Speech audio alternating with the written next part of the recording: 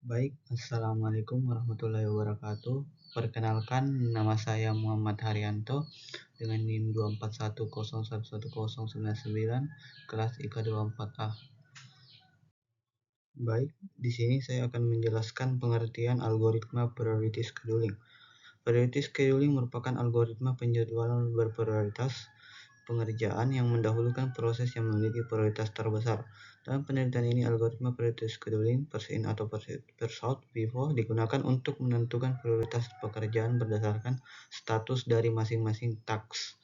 Atau bisa juga algoritma priority scheduling ini adalah algoritma penjadwalan CPU yang menentukan urutan eksekusi proses berdasarkan tingkat prioritas masing-masing proses.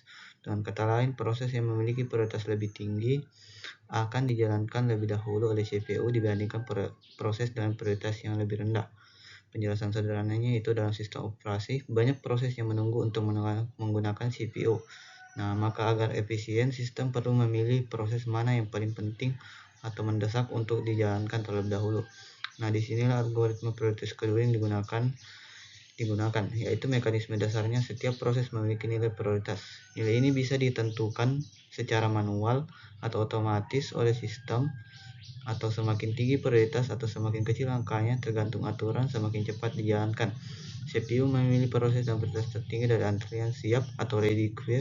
Proses tersebut dijalankan sampai selesai, yaitu non-preemptive, atau sampai pada proses baru dengan prioritas lebih tinggi, yaitu preemptive. Nah, kemudian di sini cara kerja algoritma priority scheduling dan karakteristik beserta penjelasannya. Setiap proses diberi nilai prioritas dan nilai ini bisa ditentukan oleh sistem atau pengguna. Semakin tinggi nilai prioritas, semakin cepat proses dijalankan, atau sebaliknya tergantung pada sistem. Tinggi sama dengan penting atau rendah sama dengan penting. CPU memilih proses dengan prioritas tertinggi dari daftar antrian siap ready queue. Proses dijalankan hingga selesai jika non-preemptive, atau dapat diganggu oleh proses baru dengan prioritas lebih tinggi jika preemptive. Setelah satu proses selesai, sistem memilih lagi proses dengan prioritas tertinggi berikutnya. Di sini ada karakteristiknya dan penjelasannya, yaitu dasar seleksi prioritas proses, jenis bisa preemptive atau non-preemptive penjelasannya. Karakteristik kelebihan penjelasannya yaitu memberi layanan lebih cepat pada proses penting. Karakteristik kekurangannya itu penjelasannya bisa menyebabkan starvation atau proses prioritas rendah tidak pernah dieksekusi. Kemudian ada solusi starvation menggunakan aging, prioritas proses meningkat seiring waktu menunggu. Baik, di sini kemudian ada kelebihan dan keuntungannya. Yang pertama yaitu menjalankan proses penting lebih dahulu.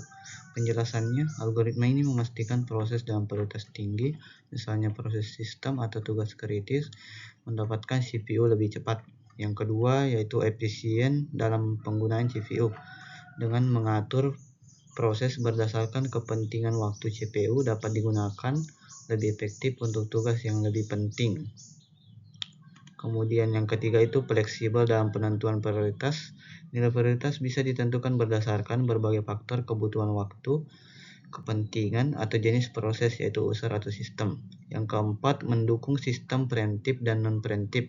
Bisa digunakan untuk berbagai jenis sistem operasi, baik yang membutuhkan interupsi maupun yang menjalankan proses sampai selesai. Yang kelima, cocok untuk sistem real time. Sangat sesuai untuk sistem yang membutuhkan respon cepat terhadap proses tertentu seperti sistem kontrol atau aplikasi darurat. Yang keenam, dia itu mudah dipahami dan diimplementasikan. Konsepnya sederhana, pilih proses dan prioritas tertinggi terlebih dahulu. Nah, kemudian di sini selanjutnya ada kekurangan algoritma priority scheduling, yaitu starvation, kelaparan proses. Maksudnya proses dengan prioritas rendah bisa menunggu sangat lama, bahkan tidak pernah dieksekusi jika proses prioritas tertinggi terus datang. Kemudian sulit menentukan prioritas yang adil. Nah, di sini menetapkan nilai prioritas secara tepat bisa sulit, terutama jika banyak proses dengan kepentingan yang mirip. Kemudian yang ketiga, tidak menjamin waktu tanggap yang konsisten. Proses dengan prioritas rendah bisa mengalami waktu tunggu yang tidak terduga atau sangat lama. Dan yang keempat yaitu membutuhkan mekanisme tambahan untuk mengatasi starvation. Misalnya perlu diterapkan aging, yaitu menaikkan prioritas proses yang sudah lama menunggu. Nah, di sini ada soal dan penjelasan cara menyelesaikan algoritma periodic scheduling non-preemptive. Nah, di sini diketahui ada 4 proses dengan data sebagai berikut. Catatan, prioritas lebih kecil berarti lebih tinggi, yaitu prioritas 1 ke prioritas kedua dan prioritas ketiga. Di sini ada proses P1, P2, P3, P4 dengan burst time 10 untuk P1, P2 1, P3 2, P4 1. Dengan priority P1 3, priority P2 1, priority P3 4, priority P4 5 dengan arrival time bersamaan 0. Kemudian di sini langkah-langkah penyelesaiannya itu tentukan proses mana yang dieksekusi pertama. Semua proses datang pada waktu yang sama dengan arrival time sama dengan 0. Kita pilih proses dengan prioritas tertinggi, angka terkecil. Nah, di sini P2 memiliki priority 1. Kemudian dieksekusi pertama. Urutan eksekusi proses berdasarkan prioritas setelah P2 selesai. Kita pilih proses berikutnya dengan prioritas berikutnya, angka kecil ke besar. Nah, di sini kemudian urutan eksekusi proses berdasarkan prioritas setelah P2 selesai tadi, kita pilih proses berikutnya dengan prioritas berikutnya. Yang seperti yang saya bilang tadi, yaitu angka kecil ke besar. Kemudian di sini ada urutan eksekusi. Nah, seperti yang saya bilang tadi, jika P2, di sini P2 mendapatkan priority 1, maka dia yang akan dieksekusi untuk pertama kalinya dengan burst time 1. Dan urusan eksekusi kedua yaitu P1 dan priority 3. Burst time 10 dan P3 dan priority 4, burst time 2, dan urusan eksekusi keempat ada P4 dan priority 5, burst time 1. Nah, di sini ada gancarnya yaitu P2 dimulai dari P2 dengan nilai 0 dan P2 dengan 1, priority 1, dan P1 dengan nilainya nanti hasilnya nanti yaitu 11, P3 13, P4 14. Nah, kita langsung saja ke proses selanjutnya untuk mendapatkan nilai dari gancar ini. Nah, di sini kita akan menghitung nilai completion time, turnaround time, dan waiting time. Rumusnya yaitu CT completion time sama dengan waktu proses selesainya, THT turnaround time sama dengan current time dikurang arrival time sama dengan waiting time sama dengan turnaround time dikurang burst time. Nah, prosesnya yaitu P2 dengan burst time 1 dengan priority 1, arrival time 0. Nah, current time completion time-nya 1. Nah, untuk mencari nilai THT-nya yaitu sama dengan CT dikurang HT, yaitu 1 dikurang 0 sama dengan 1, 11 dikurang 0 sama dengan 11, 13 dikurang 0 13, 14 dikurang 0 14, kemudian waiting time sama dengan turnaround time dikurang burst time.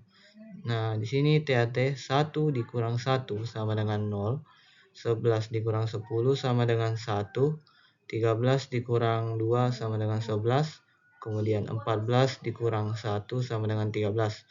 Nah, di sini kita akan menghitung rata-rata waktunya, yaitu operator turnaround time, yaitu ATT sama dengan 1 tambah 11 tambah 13 tambah 14 sama dengan 39 dibagi 4 sama dengan 9,75. Kemudian average waiting time atau AWT sama dengan 0 ditambah 1 ditambah 11 ditambah 13 sama dengan 25 dibagi 4 sama dengan 6,25. Nah, di sini hasil akhirnya yaitu proses P2, burst time-nya 1 dengan priority 1, completion time 1, turnaround time 1 dengan waiting time 0, P1 dengan burst time 10, priority 3, completion time 11 dengan turnaround time 11, waiting time 0, waiting time 1, P3, burst time 2, priority 4, completion time 13, turnaround time 13, waiting time 11, P4 dengan burst time 1, priority 5, completion time 14, turnaround time 14 dengan waiting time 13. Nah, di sini setelah hasil akhirnya completion time-nya itu masing-masing P2 di angka 1, P1 di angka 11, P3 13, P4 14. Nah, seperti pada gancar sebelum penjelasan soal dan jawabannya ini.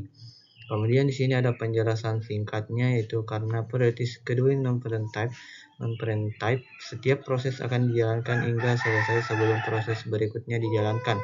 Prioritas kecil sama dengan prioritas tinggi, jadi urutan eksekusi berdasarkan angka prioritas terkecil. Nilai waiting time semakin besar jika prioritasnya rendah, karena harus menunggu proses dengan prioritas lebih tinggi selesai terlebih dahulu. Nah, sekian, terima kasih. Itu saja yang bisa saya jelaskan.